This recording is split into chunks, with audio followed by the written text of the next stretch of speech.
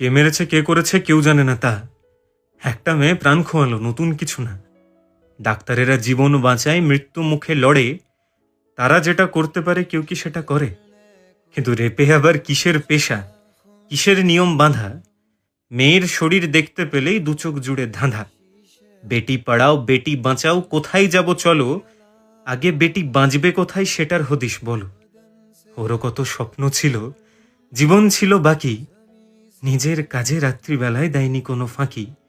শুনছি এবার নিয়ম হবে, রাত্রি হলেই রোজ, আর পাবে না হাসপাতালে চিকিৎসকের খোঁজ।